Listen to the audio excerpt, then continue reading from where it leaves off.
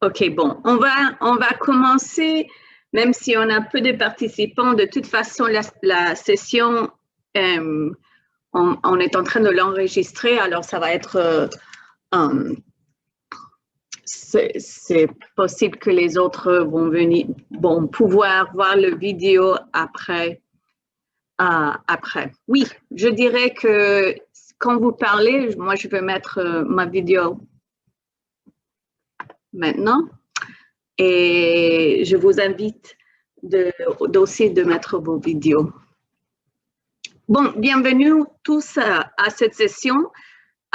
Adopter une approche axée sur l'égalité entre les sexes pour concevoir des programmes qui engagent efficacement les femmes entrepreneurs dans les milieux à faible revenu. Nous avons ce que nous espérons être une session intéressante avec 3 présentatrices qui partageront leur expérience en travaillant de différentes manières pour soutenir les femmes entrepreneurs. Je m'appelle Christina Manfray, je suis la directrice globale de genre pour TechnoServe basée à Washington et je suis la modératrice d'aujourd'hui.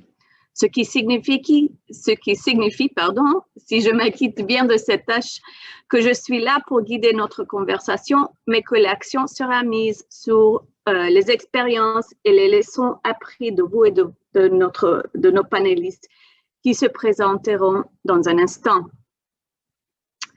Après les introductions de notre présentatrice, notre conversation principale sera guidée par 2 questions générales et une courte période de questions-réponses. Veuillez utiliser le chat pour vous présenter, poser des questions aux panélistes et de discuter entre vous. Bon, j'espère qu'on aura plus de personnes pour que le chat soit un lieu où on peut avoir une conversation. Mais de toute façon, on va commencer. Oui, bon, on va commencer, pardon. Les femmes dirigent plus de la moitié des MPME d'Afrique subsaharienne et la croissance économique de la région dépend de la réussite de ces entrepreneurs. Mais nous savons que les femmes chefs d'entreprise sont confrontées à plusieurs défis, notamment un accès inégal à la formation et aux services de soutien.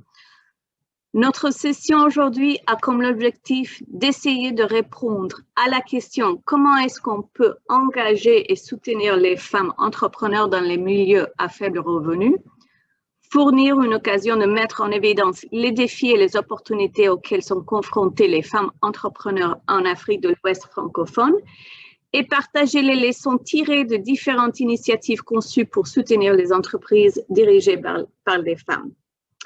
Bon, j'aimerais bien maintenant inviter Nathalie, Rim et Esther à se présenter. Veuillez indiquer votre nom complet, votre titre et un peu d'informations sur vous ou bien sur votre projet ou organisation. Vous avez chacune 2 minutes. Nathalie, nous allons commencer par vous. Merci beaucoup, Christina. Je me nomme Nathalie Goguet-Ebo. Je suis Associate Partner à Open Capital Advisors, OCA. Je dirige nos activités en Afrique de l'Ouest et aussi tout ce qui a trait au genre, tous nos projets en matière de genre. Je suis d'origine togolaise et je suis basée à Lagos. Bon, donc pour ceux qui ne sont pas familiers avec OCA, nous sommes une boîte en conseil de stratégie de gestion, en gestion financière. Nous travaillons avec les entreprises, avec les investisseurs et les partenaires en développement international pour œuvrer pour le développement des économies africaines. Donc, ce que nous faisons, c'est travailler avec les entreprises pour les aider à croître, à améliorer leurs opérations, à se préparer pour l'investissement et à lever des capitaux qui sont nécessaires pour leur croissance. Nous travaillons aussi avec les investisseurs et les bailleurs de fonds pour déployer du capital en Afrique subsaharienne. Donc, nous travaillons dans plus de 25 pays en Afrique subsaharienne et nous avons aidé les compagnies dans les 10 ans où nous avons travaillé sur le continent à lever plus de 800 millions de dollars en investissement. Nous travaillons sur tous les secteurs, sauf les mines et le secteur pétrolier et d'autres secteurs comme ça, mais nos plus grands secteurs d'intervention sont l'agriculture, l'énergie renouvelable, le secteur financier, etc. Donc, environ 40% des entreprises avec lesquelles nous travaillons sont soit fondées ou dirigées par des femmes.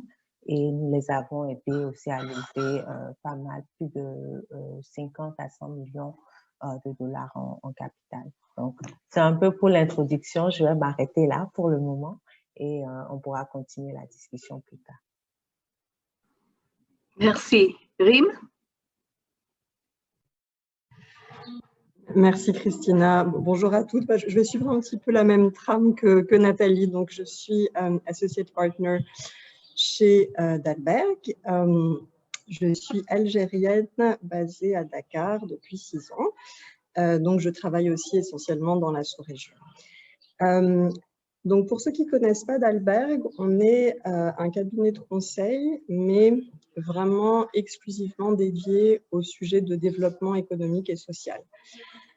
Concrètement, ça veut dire qu'on va travailler avec des gouvernements, des organisations de développement, des ONG, le secteur privé, sur des problématiques qui vont toucher à l'éducation, l'emploi, l'inclusion financière, l'agriculture, la santé. Le spectre est assez large.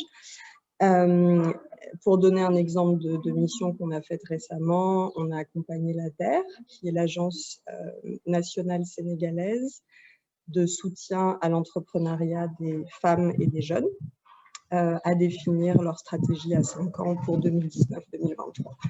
Donc, pour vous donner une idée plus concrète du genre de sujet qu'on traite. Merci. Et finalement, Esther? Bonjour. Merci beaucoup, Christina. Je salue tout le monde. Moi, c'est Esther Trenou. Je suis à Technoserve Bénin en tant que responsable stratégie genre et écosystème sur le projet Bénébis. Et je suis béninoise. Et Bénébis, pour les personnes qui ne le connaissent pas, c'est un projet qui œuvre dans le domaine de l'entrepreneuriat pour permettre aux entreprises béninoises de pouvoir accroître leur chiffre d'affaires. Voilà, nous accompagnons les entrepreneurs, les femmes comme les hommes, à avoir une meilleure visibilité, à augmenter leur chiffre d'affaires et à améliorer la gestion de leur entreprise. Sur le projet, nous évoluons essentiellement dans 4 différents domaines. Nous accompagnons des micro-entreprises. Ce sont des entreprises qui ont un chiffre d'affaires minimum environ de 100 000 francs CFA, voilà, par mois, et des PME, des petites et moyennes entreprises qui ont un chiffre d'affaires minimum de 800 000 francs CFA par mois aussi. Le volet numéro 3 nous permet d'accompagner des femmes qui œuvrent dans le domaine de la nutrition, essentiellement des activités qui leur permettent d'assurer leur autonomisation. Voilà. Et le dernier volet du projet qui œuvre dans l'autonomisation et l'employabilité des jeunes. Voilà ce que je peux dire de façon brève sur le projet. Merci beaucoup, Christina. Merci à vous trois. Je suis très heureuse que vous soyez tous ici avec nous aujourd'hui. Pour ceux qui viennent de nous joindre, c'est la session sur l'approche axée sur l'égalité entre les sexes pour concevoir des programmes qui engagent efficacement les femmes entrepreneurs. On vient de terminer les introductions et maintenant on va passer à une de nos 2 questions pour cette session. Pour la première question, vous aurez chacun environ 4 minutes pour répondre et nous allons procéder dans l'ordre suivant, Rim, Esta et enfin Nathalie. Lorsque vous aurez terminé, veuillez inviter notre prochain invité à répondre. S'il nous reste du temps après cette section, je vous vous inviterai à faire des commentaires supplémentaires si quelque chose vous est venu à l'esprit en écoutant nos autres invités. Bon, alors, notre question est, comment avez-vous appliqué une optique de genre à votre initiative et quel en était l'impact? Rim? Oui, merci beaucoup. Alors, on a pris un engagement assez fort à l'échelle globale de Dalberg il y a, je pense que c'était 2019, donc il y a environ 2 ans, qui était un engagement d'intégrer une gender lens, donc la dimension de genre, dans la totalité de nos projets. Et quand je dis la totalité de nos projets, c'est également, et peut-être surtout, ceux qui sur papier donnent l'impression de rien avoir avec le sujet genre. Voilà. Donc, c'est un pilote qu'on a voulu lancer, qui est né du constat que quand on est neutre en termes de genre, quand on pense être neutre en termes de genre, en fait, on ne fait que répliquer un statu quo. Et les inégalités qui sont observées aujourd'hui entre les hommes et les femmes sur tout un tas de sujets se perpétuent, se perpétuent, se perpétuent. Concrètement, qu'est-ce que ça veut dire pendant la vie d'un projet? On a typiquement 3 grandes étapes. Donc, on va commencer, par analyser le problème. Par analyser le contexte. Comprendre le contexte où le client fait. 2, analyser le problème. Et 3, développer des recommandations. C'est un peu le chemin type. Qu'est-ce que ça veut dire d'adopter une question de genre? Ça veut dire se forcer à se poser un certain nombre de questions. Donc, au niveau de la compréhension du problème, on va collecter des données. De façon évidente, pour tout ce qui est données quanti, on va regarder des données désagrégées par sexe. Mais quand on collecte des données quali, c'est autant important dans le choix des personnes qu'on va interviewer pour des entretiens. Ça va plus loin d'ailleurs jusque la notion de genre. Il y a la notion d'intersectionnalité évidemment qui est très importante. Donc, est-ce qu'on couvre bien des espaces géographiques, socio-économiques, ethniques, etc. différents? Mais vraiment s'assurer au niveau de la collecte des données d'avoir le plus grand nombre de voix possible. Au niveau de l'analyse du problème, qu'est-ce que ça veut dire? Ça veut dire comprendre aussi bien au niveau micro qu'au niveau macro ce qui impacte des expériences différentes. Donc, est-ce que les femmes ont les mêmes rôles dans la société, économiquement, etc. Est-ce qu'elles ont les mêmes besoins? Est-ce qu'elles ont le même accès aux ressources, par exemple? Ça, c'est au niveau micro. Et ensuite, au niveau macro, ça va être quelles sont les normes culturelles qui vont sous-tendre ces rôles et ces accès aux ressources. Mais quels sont aussi les cadres législatifs qui sous-tendent ces rôles et ces ressources. Et on essaye de bien mettre à plat ce genre de questions. Je passe maintenant à la phase de recommandation. Quand on va proposer des recommandations en réponse à un problème, on peut se demander finalement, est-ce qu'il n'y a pas des effets collatéraux auxquels on n'a pas pensé qui risquent d'impacter négativement les femmes? Mais aussi, on peut se poser la question, est-ce qu'on est assez ambitieux? Est-ce qu'on est transformateur? C'est-à-dire que finalement, les solutions qu'on va proposer, est-ce qu'elles adressent un symptôme ou la cause profonde du problème? Si elles adressent un symptôme, potentiellement, la solution n'est pas assez bonne. Je m'arrête là.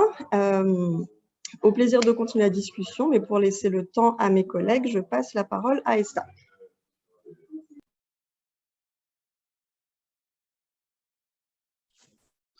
Merci, Rim.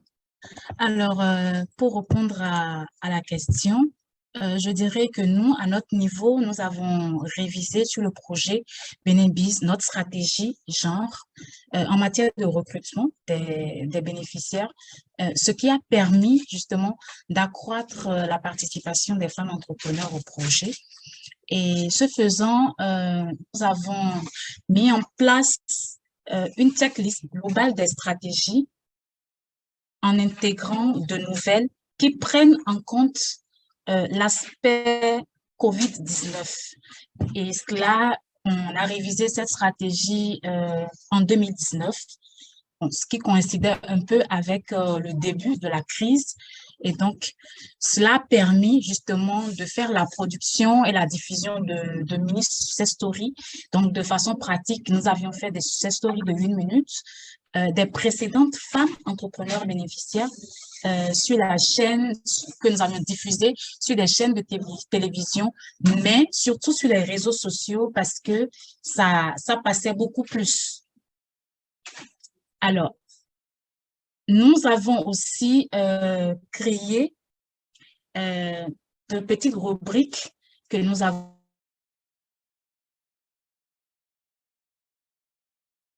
partageons des success stories des femmes entrepreneurs. Nous avons dénommé l'activité Women Wellness Day, voilà, qui met en avant les femmes bénéficiaires du projet en donnant une visibilité de l'impact de celui-ci, justement du projet, sur les entreprises pour intéresser d'autres femmes au projet. On ne s'est pas arrêté là. Nous avions fait la publication des histoires de succès, de réussite dans les journaux imprimés nationaux pour célébrer les femmes entrepreneurs de tous les mois, durant toute l'année. Voilà, parce que nous avons estimé que la femme ne devrait pas être célébrée que le 8 mars. Et pour continuer en matière de stratégie, nous avons identifié des radios justement communautaires et nous avions réalisé des émissions radiophoniques avec la participation des femmes bénéficiaires du projet dans les zones rurales pour justement sensibiliser les autres femmes de la communauté sur d'abord l'existence, donner de la visibilité au projet et aussi leur permettre de pouvoir participer au projet en s'inscrivant.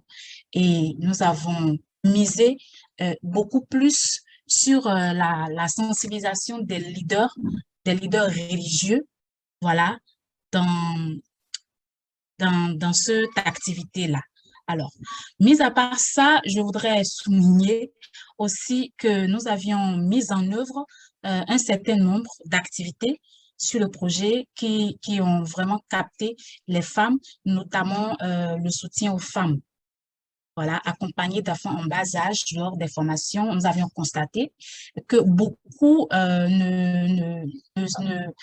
ne s'inscrivent pas ou ne veulent pas du tout participer au projet parce qu'elles se trouvent tel ou tel autre handicap, que ce soit des contraintes familiales ou tout autre. Donc, nous avions identifié ces différents types de contraintes ou d'obstacles et nous avions proposé justement à ces femmes nourrices de se faire accompagner d'une nounou pour s'occuper des enfants pendant qu'elles sont en formation. Et donc, elles sont tranquilles, en confiance. Il y a une autre personne qui prend en charge cet enfant-là pendant qu'elles suivent la formation. Et donc, le projet prend en charge le déplacement ainsi que la restauration de cette dada, comme on l'appelle ici, les nounous, au Bénin. Donc, cela a permis d'améliorer considérablement à notre niveau sur le projet la participation des femmes où nous avons observé une croissance, on va dire qu'on est passé de 38%, voilà, en 2019 à 53% en 2021 sur la première composante qui regroupe les micro-entreprises et nous sommes passés de 31% de 2019 à 2021 à 36% sur la deuxième composante, les PME. Beaucoup de femmes se sont inscrites. Et sur le volet 3, qui a l'objectif de participation de 100% de femmes, nous avons dépassé cet objectif de 12%.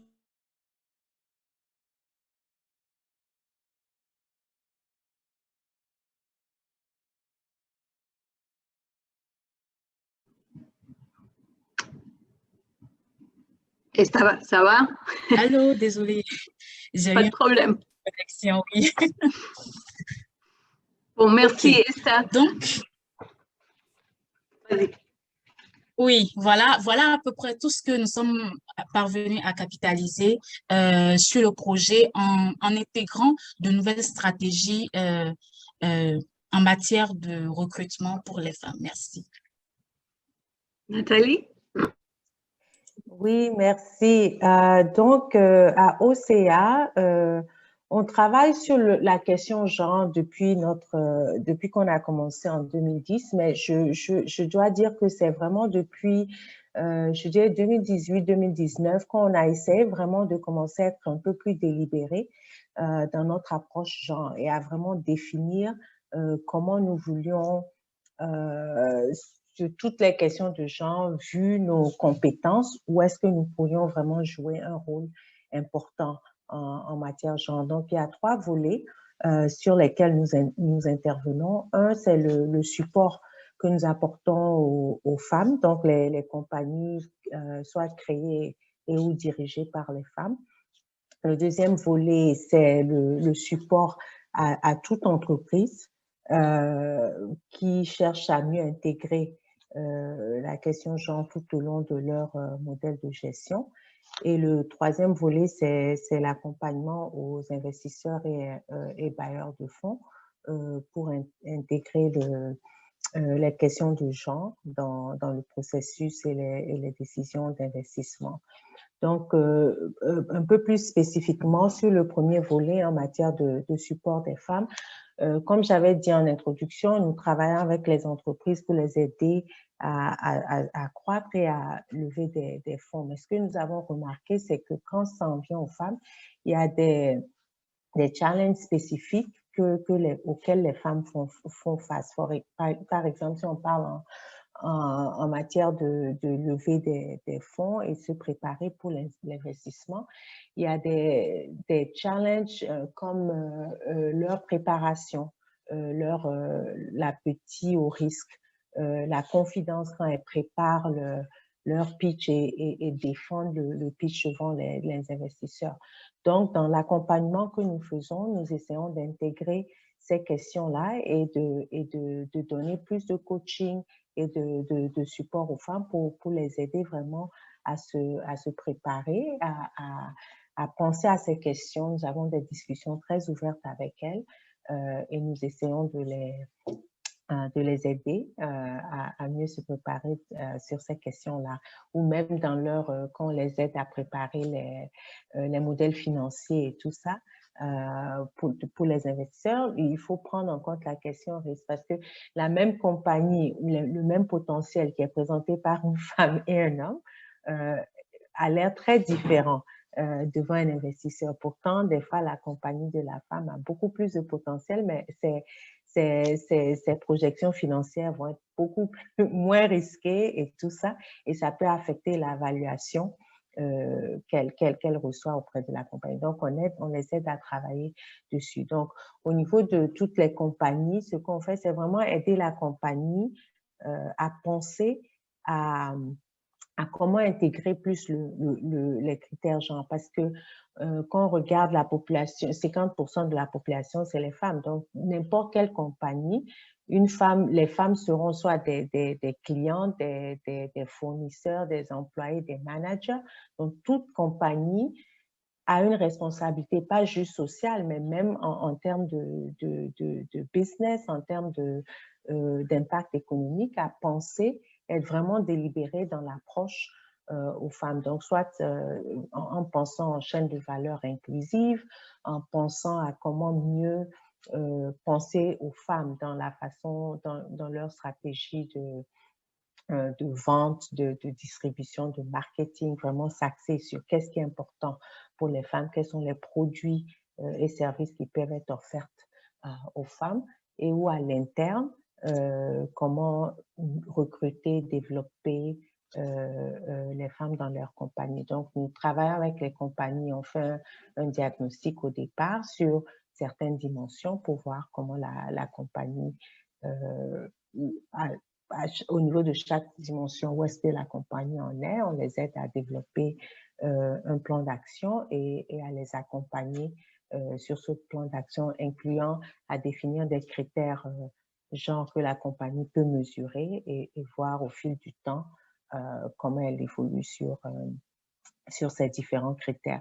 Et brièvement, sur le troisième volet, en termes d'investisseurs, beaucoup d'investisseurs disent « Oh, nous voulons supporter les femmes, mais nous ne les trouvons pas. Nous ne trouvons pas des femmes qui répondent à nos critères d'investissement, etc. » Donc, c'est vraiment les aider à penser comment agrandir même au départ, au niveau du pipe, comment avoir plus de femmes qui rentrent dans leur pipeline, comment intégrer les questions genre dans le processus de due diligence, comment après l'investissement mesurer les critères d'impact genre et accompagner les compagnies avec lesquelles elles travaillent à s'améliorer en question genre.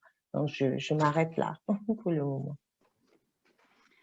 Bon, merci à toutes les trois. Je viens de recevoir un message que la session termine bon, c'est aux minutes 50 et pas oui, moi je croyais qu'on avait 45 minutes, mais ce qu'on va faire, je croyais qu'on avait pensé tout qu'on avait 45 minutes, mais de toute façon, je vais passer à la dernière question, je crois qu'on avait qui est,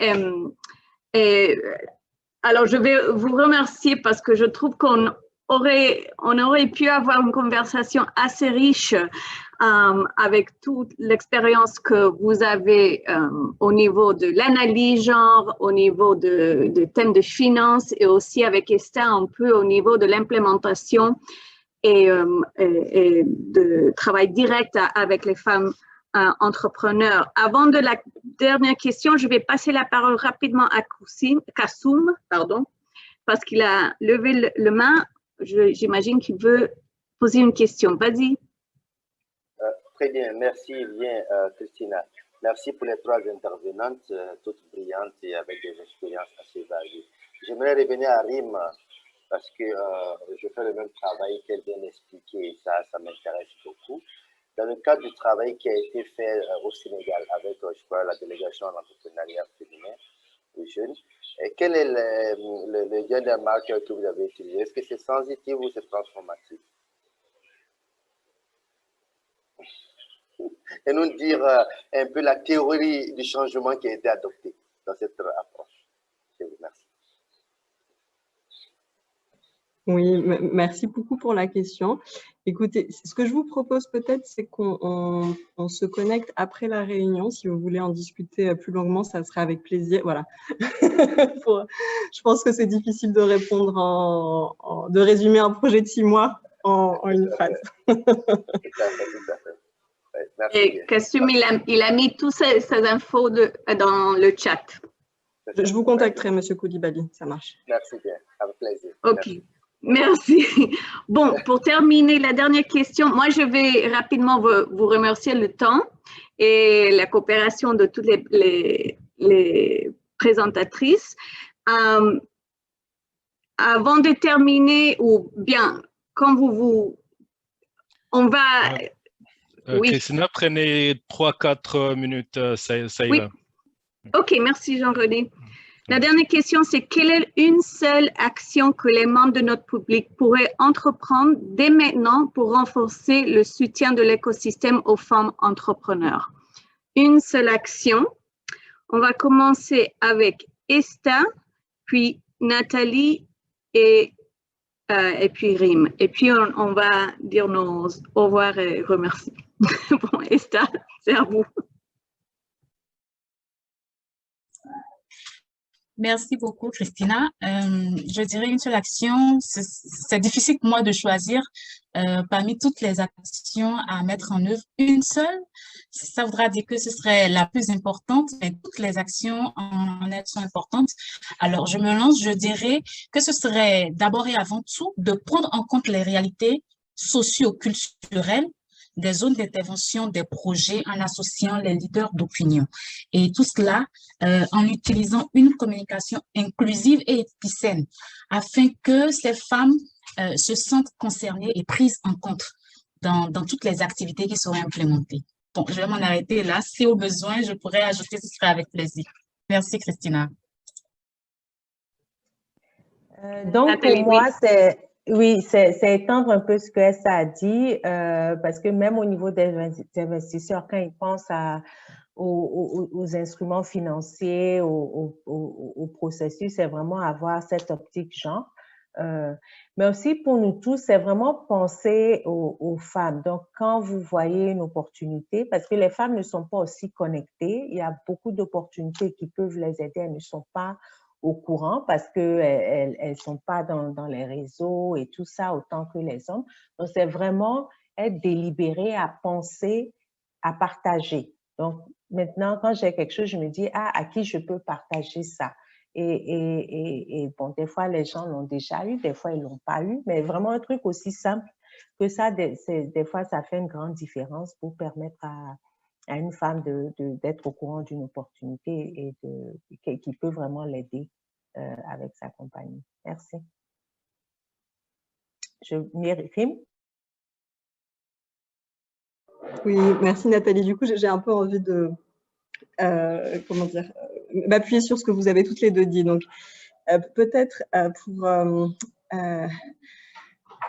au niveau professionnel, hein, dans la continuité de ce que disait Esta, je dirais, si vous êtes en train de concevoir une solution, un programme, pensez à intégrer les besoins, les spécificités des femmes dès le début. On voit trop de programmes et de solutions qui sont conçus et après on essaye de rajouter artificiellement une couche supplémentaire et ça ne marche pas en fait. C'est-à-dire que la solution doit être conçue dès le début en ayant les besoins des femmes en tête. Donc ça, c'est vraiment un point qui me semble très important pour la conception de programme ou même de produits financiers, de solutions techniques, etc.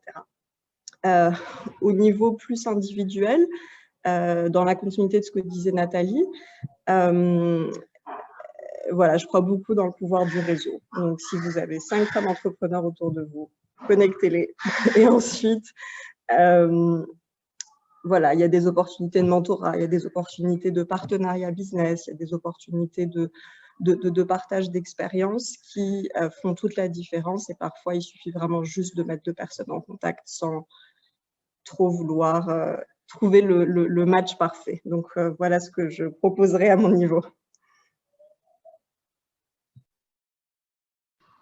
Merci beaucoup à toutes les trois. Je ne sais pas si on a encore 1 minute pour un commentaire de M. Koulibaly, Jean-René. Oui, s'il vous plaît.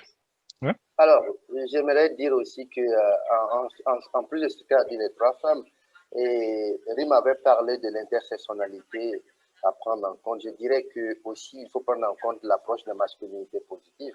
Parce que quand on parle de genre, comme vous le savez, on ne parle pas que des femmes, on ne parle que des hommes et des femmes. Et inclure les hommes comme solution serait aussi quelque chose à regarder lorsqu'on fait l'analyse et jusqu'à ce qu'on développe toute la stratégie et les indicateurs. Et donc, je travaille sur ça beaucoup en Afrique de l'Ouest et je pense que cette dimension pour moi est importante. C'est pour ça que je fais partie de ce groupe de discussion. Merci. Absolument. Merci beaucoup pour l'intervention. Bon, je crois qu'on est arrivé à la fin de la session. J'aimerais bien vous remercier tous pour votre participation. On aurait voulu avoir plus de temps pour cette session, mais de toute façon, le temps qu'on a passé, j'espère que le temps que vous avez passé ici avec dans cette session, que vous l'avez bien apprécié. Et avec ça, Jean-René, je ne sais pas si vous avez d'autres commentaires pour la clôture. Non, pas vraiment. C'est juste que cette conférence était préparée pour que vous puissiez vous connaître et vous échanger des contacts. Et puis, pendant la durée de l'année, Andé va organiser des autres opportunités pour vous de vous rencontrer et puis de continuer de vous inspirer. Donc, vous inquiétez pas, ça, c'est pas la fin. Vous aurez beaucoup de temps. Et pour le moment, si je peux je vous mets le lien pour retourner à la salle principale et on va rejoindre les autres. Merci beaucoup à vous tous. Merci beaucoup, Christina. C'était très captivant votre discussion et j'espère que vous allez avoir, que tous vos efforts vont vraiment vous amener tous les résultats que vous voulez et plus. Merci beaucoup et à bientôt. Merci Nathalie, Rim et Esta. Merci. Merci Christina, merci à tous. Bonne journée. Bonne journée. Merci, bonne journée. Merci, au revoir tout le monde. Au revoir à Au revoir. tous. Merci. Au revoir tout le monde. Bye bye.